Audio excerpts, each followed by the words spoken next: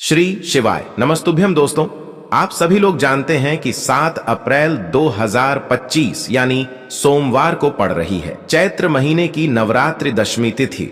और दोस्तों, यह वह तिथि है जो चैत्र महीने में पड़ने वाली सबसे बड़ी तिथि है, क्योंकि यह सोमवार के दिन पड़ रही है और इसका बहुत ही बड़ा और विशेष महत्व होता है। पूज्य गुरु जी ने कहा है, अगर कभी भी मौका लग जाए और चैत्र महीने की दशमी तिथि सोमवार को पड़ जाए तो आप लोगों को 11 चावल के दाने का उपाय तो अवश्य ही करना चाहिए।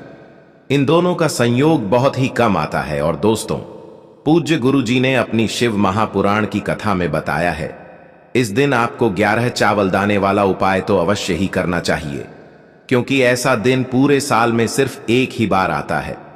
और दोस्तों, आप सभी लोग जानते हो कि सोमवार दशमी का अगर सबसे बड़ा कोई उपाय है तो वह 11 चावल के दाने वाला उपाय है। तो दोस्तों, इस सोमवार के दिन आप लोगों को इस 11 चावल दाने वाले उपाय को जरूर करना है। बहुत सारे लोग होंगे जिन लोगों ने इस उपाय को ना किया हो, मतलब पूरा साल निकल गया और उन्होंने किसी भी दिन इस 11 चावल दाने वाले उपाय को ना किया हो। पर दोस्तों, आपके पास एक आखिरी मौका बचा हुआ है, जो कि 7 अप्रैल के दिन है। तो इस दिन आप लोगों को इस वाले उपाय को जरूर कर लेना है। भले ही आपने पूरे साल भर इस उपाय को ना किया हो, पर अगर आपने इस चैत्र महीने के दशमी के दिन अगर इस वाले उपाय को कर लिया तो आपको इस उपाय को करने का वह फल मिलेगा जिसकी आपने कभी कल्पना भी नहीं करी होगी। इसीलिए आप लोग इस वाले उपाय को एक बार जरूर कर लेना, ताकि आप लोगों के हाथ से यह मौका ना जा सके और आपको इस उपाय को करने का फल मिल सके। दोस्तों, यह उपाय पंडित जी ने अपनी अभी की ही शिव महापुराण की कथा में बताया है, जिस उपाय को आज हम आपको बहुत अच्छे से समझाने वाले हैं। इस वीडियो को देखने के बाद इस उपाय को समझने के लिए आपको कोई और वीडियो को देखने की जरूरत नहीं पड़ेगी। तो चलिए दोस्तों, उपाय को शुरू करते हैं। देखिए, यह इस चैत्र महीने के सोमवार के दिन यह इतना खास होता है, इतना महत्वपूर्ण होता है। देखा गया है कभी कभी बड़े बड़े पूजा पाठ अनुष्ठान से जो मनोकामना पूर्ण नहीं होते, वह इस चैत्र महीने के दशमी के दिन एक छोटे से उपाय करने से ही आपकी मनोकामना पूर्ण हो जाती है। और बहुत सारे लोगों ने इस उपाय को किया भी है और उनको इस उपाय को करने का फल भी जरूर मिला है। अगर आप लोग भी इस उपाय को सोमवार दशमी के दिन करना चाहते हैं तो आप इस उपाय को पहले अच्छे से समझ लेना, सुन लेना, उसके बाद करना। आपको इस उपाय का फल जरूर मिलेगा।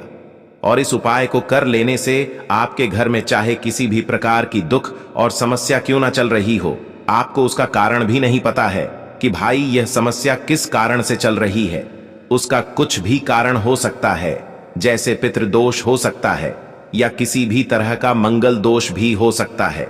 तो इस दिन आप लोगों को यह वाला उपाय कर लेना है। यह एक ऐसा उपाय है जिस उपाय को अगर किसी विशेष दिन पर किया जाए तो भाई उस विशेष दिन का जो है वह तो हमें मिलता ही मिलता है, पर हमने उस दिन पर इस उपाय को किया है तो हमें उससे भी बड़ा फल मिलता है। और फल बहुत जल्दी मिलता है, क्योंकि आप इस उपाय को बहुत ही बड़े और विशेष दिन पर कर रहे हो। तो चलिए अब उपाय के बारे में बात करते हैं, लेकिन उससे पहले आप लोगों को यह जानना आवश्यक है कि आखिर यह उपाय किस समय करना है, किसको करना है और कैसे करना है। तो चलिए हम आगे आपको वीडियो में एक एक करके बता देते हैं। लेकिन उससे पहले अगर आप लोग हमारे चैनल पर नए हैं तो हमारे चैनल को सब्सक्राइब कर लेना और इस वीडियो को लाइक करके कमेंट बॉक्स में श्री शिवाय नमस्तुभ्यम ओम नमः शिवाय जरूर टाइप कर देना। और अपने फायदे के लिए, गरीबी दूर करने के लिए इस वीडियो को पूरा देख कर जाना, तभी आपको लाभ की प्राप्ति होगी। यदि आज आपने वीडियो को बीच बीच में से देखा, काट काट कर देखा, तो आपको जीवन में कभी सफलता हासिल भी नहीं होगी। तो दोस्तों, इस 11 चावल के दाने वाले उपाय को हमें इस चैत्र नवरात्रि दशमी के दिन कैसे करना है, किसको करना है, किस समय करना है और कहां पर करना है, यह सारे सवालों के जवाब आपको इस वीडियो में मिल जाएंगे। और जो यह वीडियो देखेगा भाई, उसको 11 चावल के दाने वाला उपाय जरूर करना चाहिए, क्योंकि इस दिन एक चावल के दाने का भी बहुत ही बड़ा और विशेष महत्व होता है। और जब बात आ जाए 11 चावल के दाने की, तो यह सोने पर सुहागा वाली बात हो जाती है और यह एक बहुत ही बड़ा उपाय हो जाता है इस सोमवार दशमी तिथि का। तो अब दोस्तों इस 11 चावल के दाने वाले उपाय को आखिर करना किसको है? सबसे पहले हम लोग वह बात जान लेते हैं। तो देखो, घर की जो बड़ी माताएं बहनें होती हैं, उन माताओं बहनों में से कोई भी एक बड़ी माता बहन इस वाले उपाय को कर सकती है। और दोस्तों, अगर आप चाहें तो अपने घर में से सभी सदस्यों को भी इस उपाय को करवा सकते हैं।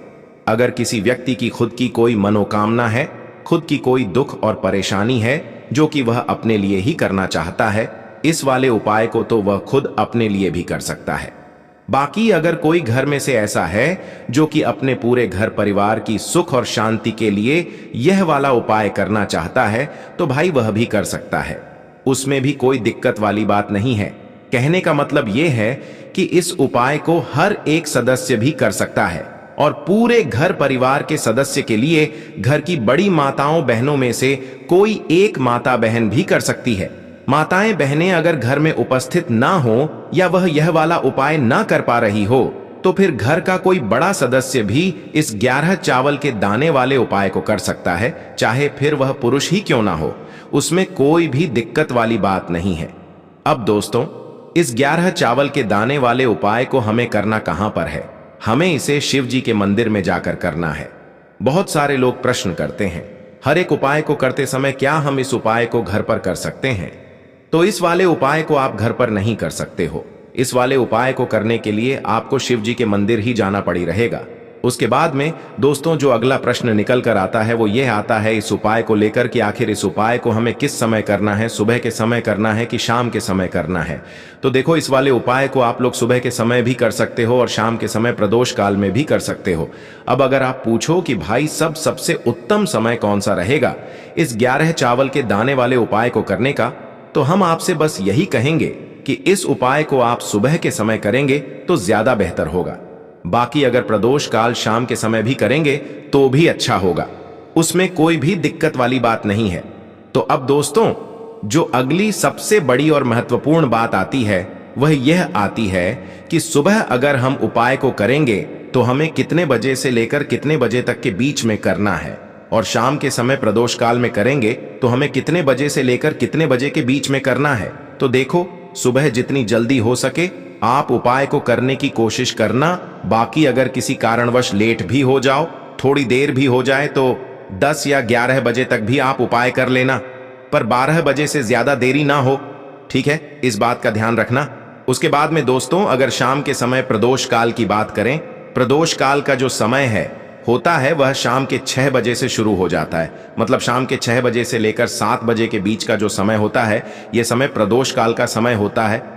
पर अभी जो मौसम चल रहा है, इस मौसम में जो है शाम बहुत देरी से होती है, तो आप इस उपाय को 7 या 8 बजे के बीच में भी कर सकते हो। मतलब शाम के 6 बजे से रात 8 बजे के बीच में आप कभी भी इस वाले उपाय को कर सकते हो, उसमें कोई भी दिक्कत वाली बात नहीं है। अब दोस्तों, यहां पर इस उपाय को लेकर एक और सबसे बड़ी बात यह निकल कर आती है कि इस 11 चावल के दानों को हमें लेना कहां से होता है, और हमें इस उपाय को करने के साथ में क्या और कुछ भी सामग्री ऐसी होती है जो शिव जी के मंदिर लेकर जानी पर डिड़ती है।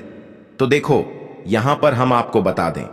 सबसे पहले आप लोग यह जान लो कि यह जो 11 चावल के दाने वाला उपाय है, सिर्फ और सिर्फ आप उपाय की सामग्री लेकर कभी भी शिव जी के मंदिर मत जाना, क्योंकि हमें भगवान के सामने यह नहीं दर्शाना है कि अगर हम भगवान शिव जी के मंदिर आए हैं तो अपने फायदे के लिए आए हैं। तो इसलिए जो भी पूजन सामग्री है, उपाय सामग्री है, 11 चावल के दाने, इसके साथ में आपको पूजन सामग्री भी जरूर लेकर जाना है। देखो, अगर सुबह के समय उपाय कर रहे हो तो सीधी सी बात है, एक लोटा जल तो आप लेकर जाओगे ही जाओगे। वहीं एक लोटा जल अगर मिट्टी का जल हो तो बहुत अच्छा रहेगा। मिट्टी का जल कैसे बनाया जाता है, इसके लिए हमने पहले से बहुत सारी वीडियोस बना दी है आपके पास। इस दिन एक आखिरी मौका रहेगा मिट्टी का जल शिव जी पर चढ़ाने का और उपाय को करने का। बहुत बड़ा आपको इस दिन फल मिलेगा। तो इसलिए इस दिन हो सके तो भाई मिट्टी का जल चढ़ाना, तो अपने साथ में कम से कम 1 लोटा जल तो आपको लेकर जाना ही जाना है। अगर मिट्टी का जल नहीं है तो घर का जल भी आप इस्तेमाल कर सकते हो। इसके अलावा जो भी पूजन सामग्री है, देखो 11 चावल के दाने यह अलग आपके रहेंगे और जो आपकी पूजन सामग्री रहेगी वह अलग रहेगी। पूजन सामग्री में आप जो भी चीज लेकर जाना चाहे वह लेकर जा सकते हैं, उसमें कोई भी दिक्कत वाली बात नहीं है। वहीं अगर हम बात करें शाम के समय की, तो शाम के समय शिव जी पर जल नहीं चढ़ता है, इसीलिए शाम के समय आप लोग एक दीपक तैयार कर लें जो कि गोल बत्ती का आटे का शुद्ध देसी गाय का घी का होगा, है ना। इस बात का आप लोगों को ध्यान रखना है और इस दीपक को आपको घर से जलाकर नहीं लेकर जाना है, भगवान शिव जी के मंदिर में जाकर ही जलाना है। इस बात का भी आप लोगों को ध्यान रखना है। अब दोस्तों, यहां पर हमें इस बात को समझना है कि यह 11 चावल के दाने हमें लेना कहां से है। क्या हमें दुकान से लेकर आना है, या हमें अपने घर से लेना है, या कहां से लेकर आना है, और कौन से चावल लेना है, क्योंकि चावल भी बहुत प्रकार के होते हैं। तो देखो, इन सभी सवालों के जवाब आप लोग एक बात में सुन लो कि भाई ये जो उपाय है, इस उपाय में आपको यह नहीं देखना है कि भाई कौन से चावल है कौन से चावल नहीं है। बस जो भी चावल ले रहे हो वह चावल का दाना सबूत होना चाहिए, मतलब साबुत होना चाहिए, टूटा हुआ नहीं होना चाहिए, कटा पिटा नहीं होना चाहिए। ये बात आपको ध्यान रखना है। बाकी आपका चावल बासमती हो या सादा चावल हो या कोई सा भी चावल हो, उसमें कोई भी दिक्कत वाली बात नहीं है। तो सीधी सी बात है कि आपके घर के रसोई घर में जहां पर आप भोजन बनाते हो, वहां पर जो भी चावल आपके उपस्थित हो, उन चावलों में से अपनी एक कटोरी भर लेना या एक मुट्ठी चावल अलग से निकाल कर रख लेना, क्योंकि हम 11 चावल ही यहां पर इस उपाय में लेने वाले हैं, तो हमें यह चावल के दाने गिनकर निकालने पर डरेंगे। इस बात का आप लोगों को ध्यान रखना है। तो अपने उस चावल की कटोरी में से या चावल में से 11 ऐसे चावल के दाने आप लोग निकाल लो जो कि टूटे हुए ना हो, कटे पिटे ना हो, जिनमें कोई दाग ना लगा हुआ हो, है ना। अच्छे साबुत चावल के दाने 11 दाने आप लोग निकाल कर रख लो और इन्हें किसी भी एक कागज की पुड़िया में या किसी एक छोटी सी कटोरी में आप लोग रख लो, ताकि यह सुरक्षित रहे, आपके एक भी चावल का दाना इधर उधर ना हो और आपका उपाय भी पूरा अच्छे से हो जाए। तो भाई जैसे ही आपका उपाय की जो सामग्री है 11 चावल के दाने यह तैयार हो जाते हैं, उसके बाद मैं आपको जो भी अपनी पूजन सामग्री है सुबह के समय कर रहे हो, तो एक लोटा जल या पूजन सामग्री जो लेकर जाना चाहो उसकी भी तैयारी कर लेना। और शाम के समय जा रहे हो तो भाई अपना जो दीपक है उसे तैयार कर लेना, ठीक है। और उपाय को करते समय शुद्धता का विशेष रूप से ध्यान रखना, ठीक है। सुबह सुबह स्नान करने के बाद ही उपाय को करने की आप लोग तैयारी करना। उसके बाद अगर शाम के समय की बात करें तो शाम के समय आपको स्नान करने की जरूरत नहीं है, पर शुद्धता का ध्यान रखना है। आपको स्नान तो नहीं करेंगे, आप हाथ मुंह धोकर भी इस वाले उपाय को शाम के समय प्रदोष काल में कर सकते हैं, इसमें कोई दिक्कत वाली बात नहीं है। तो आप अपने उपाय की पूरी सामग्री तैयार करके आपके पास ही में जो आपका शिव मंदिर हो वहां पर पहुंच जाइए। सबसे पहले शिव मंदिर में जाकर आप लोगों को उपाय नहीं करना है, पहले भगवान के दर्शन करना है, भगवान से आशीर्वाद प्राप्त करना है, फिर शिव जी के शिवलिंग के पास में आना है। शिवलिंग के पास में आने के बाद आप जो पूजन सामग्री लेकर आए हुए हैं, जैसे कि सुबह गए हुए होंगे तो एक लोटा जल और जो भी पूजन सामग्री लेकर आए हैं आप उनसे भगवान शिव जी की पूजन कीजिए। सबसे पहले तो एक लोटा जल ही चढ़ेगा, उसके बाद में आपकी पूजन सामग्री चढ़ेगी। उसके बाद में अगर दोस्तों शाम के समय अगर आप इस उपाय को कर रहे हो तो अपने साथ में कम से कम एक जो दीपक है गोल बाती का जो आप अपने साथ में लेकर गए हो, उस दीपक को मंदिर में जाकर अपनी माचिस से जलाना है और उस दीपक को शिवलिंग के पास में रखना है, ठीक है। इस दीपक को रखने के बाद ही आप लोगों को अपना यह वाला उपाय शुरू करना है और दीपक को ज्यादा पास में मत रखना। वैसे भी गर्मी पड़ रही है, भगवान शिव जी को आंच नहीं लगनी चाहिए, है ना। तो भाई जैसे ही आपकी पूजा अर्चना हो जाती है, आप भगवान शिव जी को प्रसन्न कर लेते हैं, उसके बाद में शिवलिंग के पास ही में आप कहीं पर बैठ जाइए, सामने या आसपास जिस जगह पर आपको बैठना हो वहां पर बैठ जाइए और अपने वह 11 चावल के दाने अपने सामने निकाल कर रख लीजिए, क्योंकि अब यहां पर उपाय को यहां पर करने की आपको तैयारी करना है। और इस तरीके से जब आप उपाय करेंगे, पूजन सामग्री करने के बाद, पूजन अर्चना करने के बाद, तो आपको उपाय का फल बहुत जल्दी और बहुत बढ़ा होकर मिलेगा। तो अपने 11 चावल के दाने अपने सामने निकाल कर रख लेना और यह जो उपाय है यह आपकी सीधे हाथ की हथेली से होगा, इसलिए इस बात का भी विशेष रूप से ध्यान रखना है। तो सीधे हाथ की हथेली का प्रयोग करके ही आप लोग अपना इस वाले उपाय को करना। अपने सामने जो भी आपकी कागज की पुड्डियां हैं उसको खोल कर रख लो, या कटोरी है तो भाई उसे अपने सामने रख लो और अपने वह 11 चावल के दाने निकाल लो। ठीक है। उसके बाद में दोस्तों अब आपको क्या करना है कि शिवलिंग आपके सामने होगी तो आपने वह 11 चावल के दाने एक एक करके आपको शिवजी के शिवलिंग के ऊपर चढ़ाना है। कहां पर चढ़ाना है? शिवलिंग के ऊपर चढ़ाना है और कहीं पर भी नहीं चढ़ाना है। आपको अपने हथेली से तो शिवलिंग के ऊपर चढ़ना है, भले ही फिर वह अपने आप जलाधारी पर गिर जाए या मतलब वहीं पर गिर जाए, उसमें कोई दिक्कत वाली बात नहीं है, पर आप चढ़ाओ शिवलिंग के ऊपर ही। तो आपको क्या करना है? अपना पहला चावल का दाना उठाना है, श्री शिवाय नमस्तुभ्यम बोलना है और शिवलिंग पर चढ़ा देना है। इसी तरीके से दूसरा चावल का दाना उठा है, शिवलिंग पर चढ़ाना है और मंत्र बोल देना है। और फिर तीसरा चावल का दाना उठाना है, श्री शिवाय नमस्तुभ्यम बोलना है और चढ़ा देना है। इसी प्रकार से आपको पूरे 11 चावल के दाने एक एक करके शिव जी के शिवलिंग के ऊपर चढ़ाना है और भगवान से प्रार्थना करते जाना है। मतलब प्रार्थना तो आपको आखिरी में करना है, पर हर एक चावल के दाने को चढ़ाते समय श्री शिवाय नमस्तुभ्यम जरूर बोलना है। उसके बाद ही में यह चावल का दाना शिवलिंग के ऊपर आपको चढ़ाना है। जैसे ही आपके 11 चावल के दाने शिवलिंग के ऊपर 4 हैंच जाते हैं तो भाई उसके बाद में आपको क्या करना है? भगवान से अपनी मनोकामना बोलना है। मनोकामना भी कब बोलना है?